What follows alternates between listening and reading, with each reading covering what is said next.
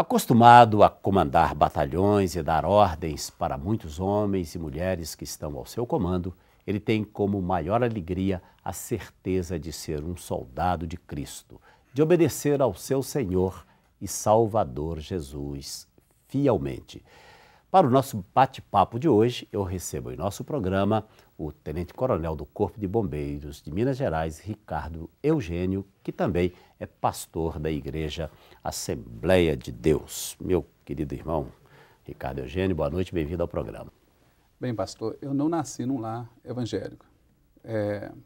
Como a maioria dos mineiros, né? Eu sou também de uma família simples, humilde, natural de Belo Horizonte. E eu vivi na minha infância um pouco conturbada, porque eu era cometido de uma determinada enfermidade na época, que aos olhos dos médicos não tinha cura, mas Deus, pela sua infinita bondade e misericórdia, Ele fez um milagre na minha vida, operou um milagre na minha vida e eu fui curado ainda na minha infância. Foi através dessa cura, que foi um ato de fé de minha mãe, que a partir de então ela conheceu a Cristo e eu também vim com ela. Você tinha que idade nessa época? Eu tinha aproximadamente 8 anos. Era uma criança de 8 anos.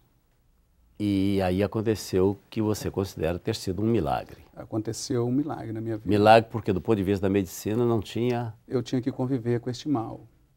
Mas Jesus, Ele operou esse milagre na minha vida. Agora você disse que foi em função da fé da sua mãe.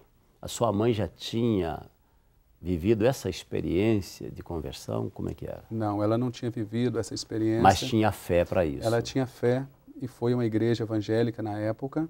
E ela colocou isso diante de Deus, que ela, se Deus me curasse daquele mal, ela a partir de então o serviria por toda a vida. Tanto que hoje ela é uma missionária, ela leva a mensagem de Cristo. Como é que é o nome dela? Marlene. Marlene. Vou dar um abraço aqui para a irmã Marlene, que Deus te abençoe, viu? E foi ela então que começou o processo? Foi através dela o processo de conversão e a partir toda daí, a casa? A partir daí toda a casa, né? Cumprindo a palavra do Senhor que diz, né? Se creres, né? Tu e a tua casa será salvo. O seu pai foi alcançado para o Evangelho pelo trabalho ou pelo testemunho da sua mãe? Foi alcançado pelo testemunho de minha mãe. Até então ele não tinha ainda se convertido e passaram-se alguns anos e ele também veio a converter-se a Cristo. E a sua conversão? Porque o milagre da sua cura aconteceu aos 8. E a sua experiência de encontro com Jesus? Quando é que se deu? A criança ela tem a sua infância, como todas as crianças, e a partir de então a gente sempre foi levado a frequentar a escola bíblica dominical, e a partir de então foi criando aquela consciência cristã na minha mente e aquele desejo ardente de conhecer mais a respeito de Cristo. Eu fui um jovem, um adolescente, um jovem que não tive contato com a mocidade do mundo, de uma forma geral, mas sempre convivendo no meio cristão, com jovens cristãos, e fui crescendo nesse ambiente. Até que um belo dia eu resolvi, né, atender uma proposta de ingressar-me nas fileiras militar, e eu ingressei na Polícia Militar no ano de 1986. Eu estava entre 18 para 19 anos de idade. E a partir daí começou a minha vida, né, no meio militar.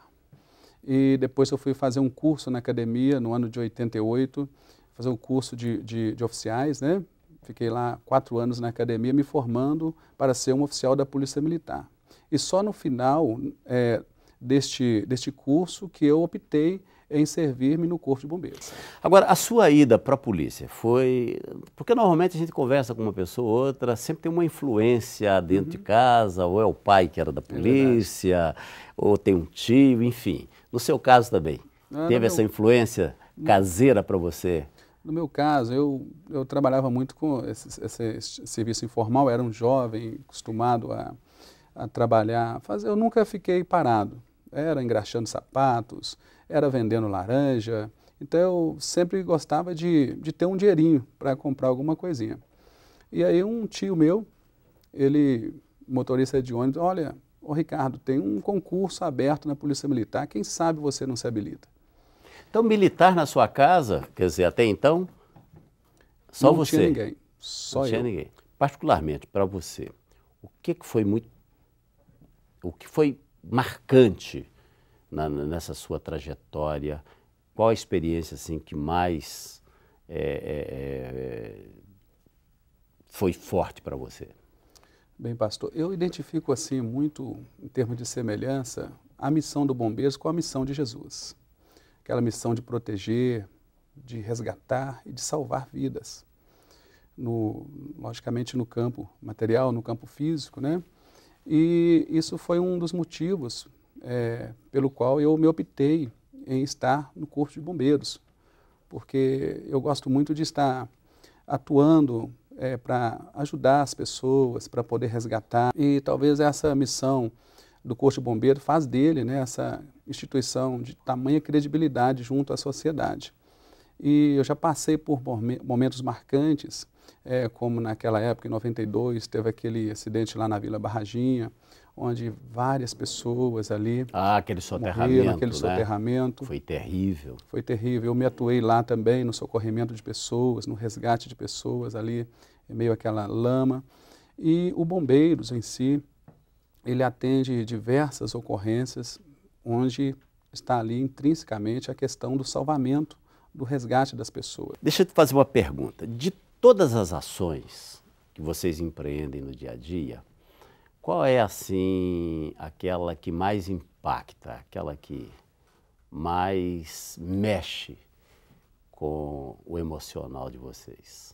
É a ação de resgate de pessoas. Antes de eu vir para esse programa, aconteceu um soterramento aqui na região do Sion, onde um operário, ele trabalhando lá, tirando umas pedras de um determinado barranco, e o barranco veio a desabar, e devido às condições do local, muitas pedras sobre ele, apesar de que nós chegamos lá num tempo bem assim razoável, em termos de tempo-resposta, que é o tempo de deslocamento até chegar na vítima. Que tempo foi esse? Aproximadamente 5 minutos, mas ele infelizmente não conseguiu sobreviver.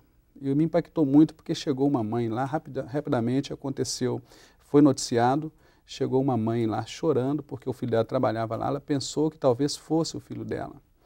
E não era. Não era. Mas com certeza filho de foi uma alguém. vida que se perdeu e para a gente realmente impacta muito.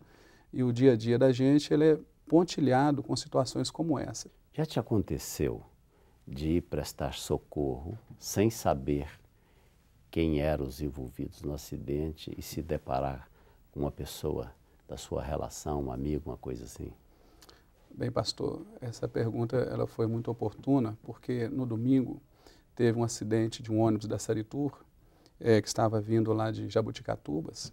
Não estava na minha área, mas meus colegas foram atender e lá estava, no ônibus estava um primo meu, e juntamente com a sua família, e veio a falecer a esposa e o filho dele. E você participou desse trabalho? Não participei porque não era na minha área. Caso tivesse sido a minha área, certamente eu estaria lá, eu me iria deparar com uma situação dessa. Mas graças a Deus eu nunca me deparei assim, atuando diretamente em pessoas assim conhecidas ou de parentesco tão próximo. Queria que você falasse um pouquinho também da sua atuação, não agora como apagador de fogo, mas como quem bota fogo, né? A missão de pastor. Não é que, do ponto de vista espiritual, não apaga fogo, mas acende fogo. Busca do fogo. Como é que tem sido a experiência de conciliar seu trabalho hoje como tenente-coronel do Bombeiros e o serviço pastoral? Bem, pastor, eu sou pastor titular de uma igreja lá na região de Santa Luzia. Eu já pastoreio lá desde 2004. É a igreja onde eu nasci espiritualmente, né? Eu me desenvolvi lá como criança e hoje, pela misericórdia de Deus, eu pastoreio essa igreja. E não é fácil conciliar as duas atividades, porque a função pastoral, como o senhor bem o sabe, é uma função que exige muito da gente. Então a gente tem que se desdobrar muito, né, para dar conta, né, da missão, tanto a missão secular no trabalho de bombeiros, como no lidando trabalho com vidas também, né, espiritualmente falando. Fechando aqui a nossa conversa, o nosso bate-papo, que com certeza teremos muito mais coisas para falar, queria deixar agora na tela o telefone do Bombeiros, não é? Eu acho que nunca é demais divulgar, Com certeza. não é? Caso as pessoas precisem, numa emergência, fazer o contato, liga para o 193. 193. 193. Por favor, não passe trote. Não passe trote, sabe por quê? De repente você vai ocupar uma linha que precisará ser usada para salvar alguém, e esse alguém pode ser uma pessoa da sua família. Então, só por favor, não faça isso, porque o número de trotes também é muito grande. Muito grande, cerca É de isso? 30%, 30% a 40%. Brincadeira de mau gosto, né? Brincadeira de mau gosto. Meu irmão, obrigado por ter vindo ao programa. Deus continue te abençoando. Fica aí um Amém, pouquinho pastor. mais comigo, nós vamos orar agora. Amém. Viu? Glória a Deus. Vamos falar com Deus? Se você puder, coloque a sua mão sobre a minha, vamos orar. Querido Pai Celestial, mais uma vez, obrigado por este tempo, obrigado pelo teu amor, obrigado pelo teu cuidado. Obrigado, meu Deus, pela vida do nosso irmão, querido pastor e oficial do Bombeiros, o Ricardo. Deus, que a tua boa mão continue sobre ele e sobre a sua casa.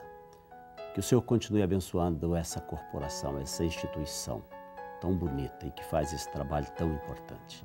Abençoa também os lares, as famílias que oram comigo agora, meu Pai.